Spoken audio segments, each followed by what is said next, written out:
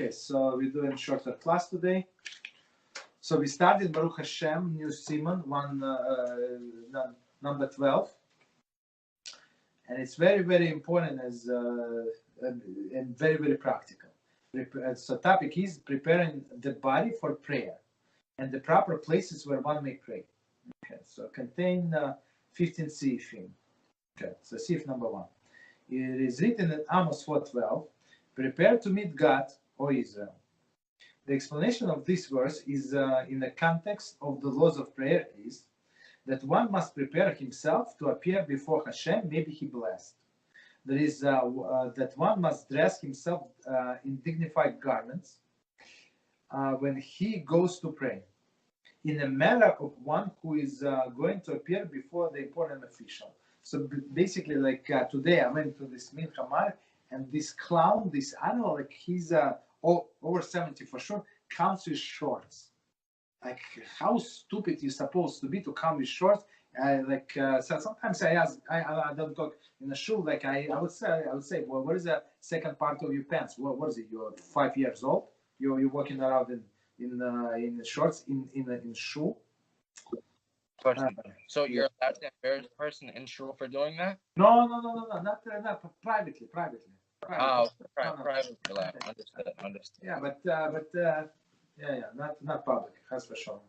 Even if he prays alone at home, he must dress himself appropriately. So we're going to read commentary and I'm going to explain. So commentary. One must follow the socially accepted code of dress for greeting a dignitary. Some examples of inappropriate dress include going bareheaded or barefoot. Okay, so in the places where it's not Question. Yeah. Go ahead, yes. Today these laws might apply a bit differently. The reason I'm asking is, for example, you're right, bareheaded and barefooted.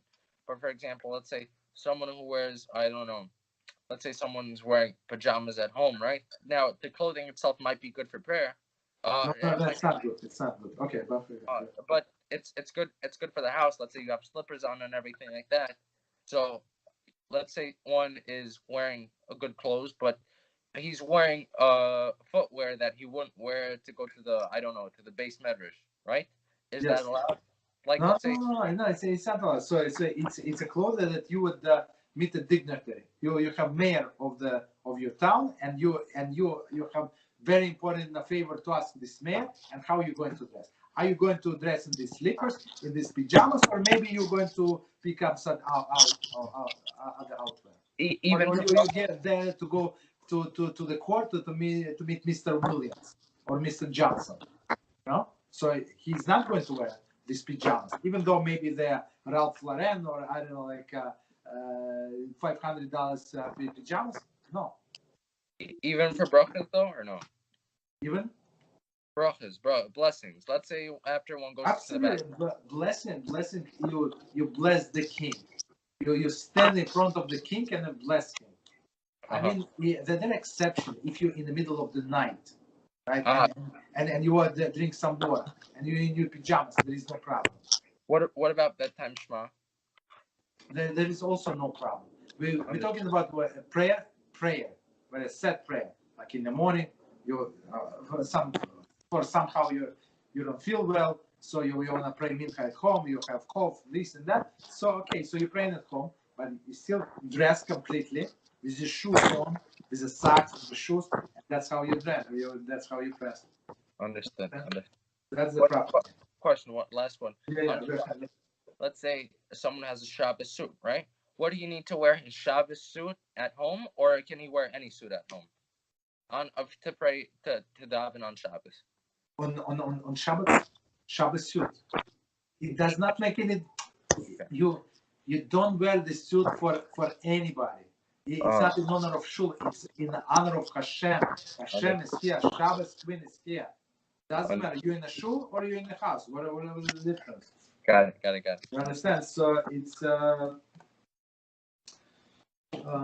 barefoot, and there is a problem. So sometimes I see there is always one clown that would come with these sandals or flip flops. Always, everywhere. Okay, some examples of inappropriate dress include going bareheaded. So today is maybe, I don't know, maybe like many people would go in front of official dignitary with bare head. Okay, barefoot for sure, right? Wearing bathrobe for sure. Pajamas. Yes. Question goes like this. Let's say someone, I don't know what type of shul he goes to, but he dresses up like a guy to go to shul. So is he allowed to dress like a guy when he prays at home? Let me say, he dresses like who? Let's say he dresses in sweatpants and stuff like that. Sweatpants, okay. Right? No, but it's not appropriate. It doesn't matter where you're going. So if you stand, so we say Shona Esther, you stand in front of the king. It does not matter where you stand in front of the king. Understood. He's there, right?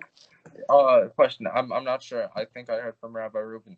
Is he was telling a story about Rabbi Moshe Feinstein. Does one have to?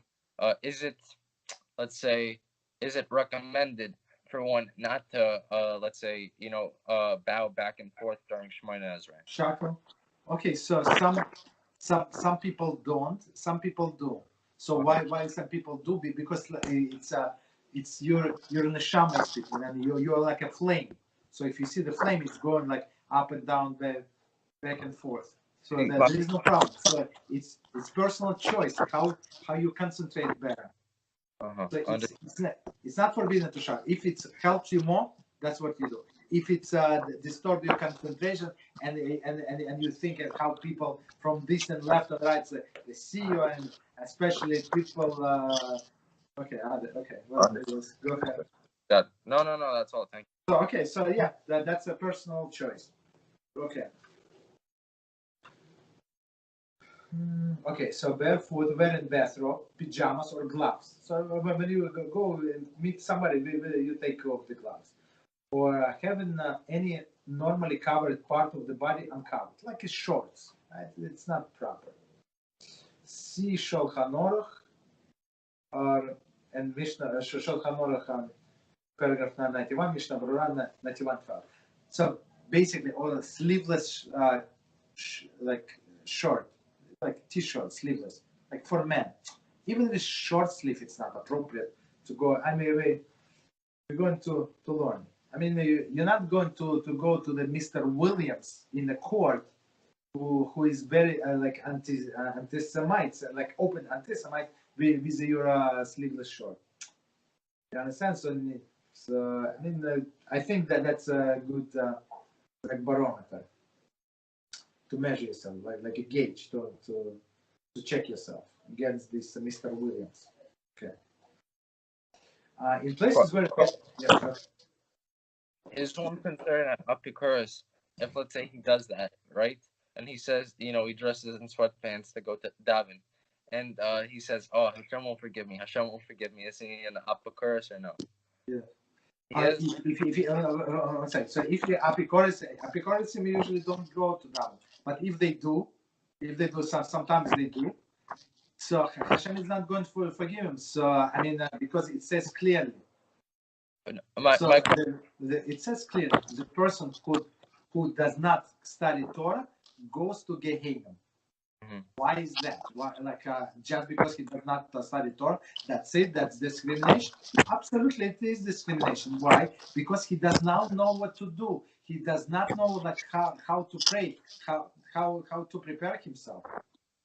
Because people see it, all of these apikores, people. Could you put this up on mute? Oh yeah. So people think there are levels in Judaism. There is levels. So he said, I'm not on that level yet. What do you mean? On what level?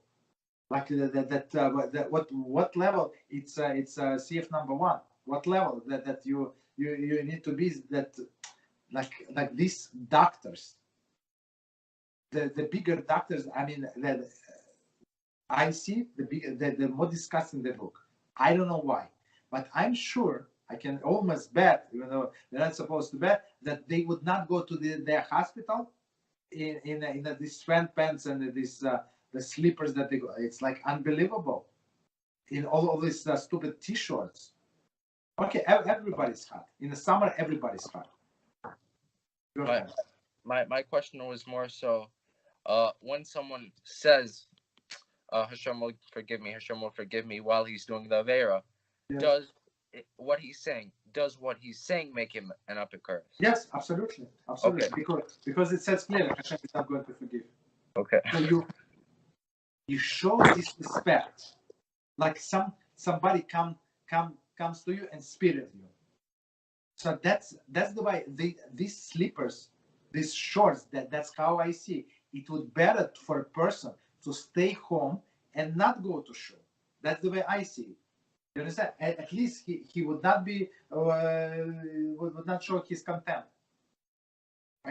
Okay, I didn't know. It's a rabbinical mitzvah, so I didn't do this rabbinical mitzvah. But to go to the shul and dress like that and speak in the shul, it's stupid. You understand? So one more time, if a person does not learn Torah, he does not know what to do. So and it's I would say it's the least of errors. Okay, so all right. So some people think there is a level.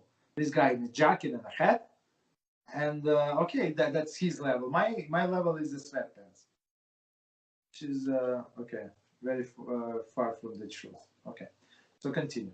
In places where the custom is to always wear a belt, it is forbidden to pray until one girdle himself is a belt. So when we say belt, we mean gartel, Hasidic gartel. You know, you know what I'm talking about? Yeah. So it's like part of the tradition. So he has to wait until he gets this belt. This forbidden. So let's see commentary. However, if one did pray without belt, the prayer is still valid. Mishnah Bruna. So I mean, so basically, you don't have to go crazy. Also, so if there is only Minyan, and that's it, the only opportunity for you to pray without belt, without this gato, but with a Minyan. So that's what you do. So don't go stupid. Right? Go ahead. Any questions? So, yeah. So let's say a lot of times, for example, when I go daven shachris, now I'm not as experienced as the other people who, let's say, I'm putting on my tefillin, I have to take my jacket off and so on and so forth.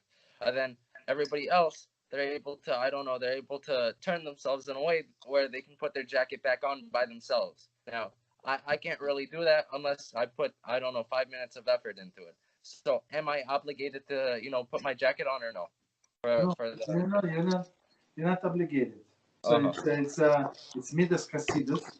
One more time. So what they do, they open one arm and then close the jacket again. That's what they do. I mean, it's up to you. It's not. I mean, if it's not convenient, it's not such a big deal. Understood.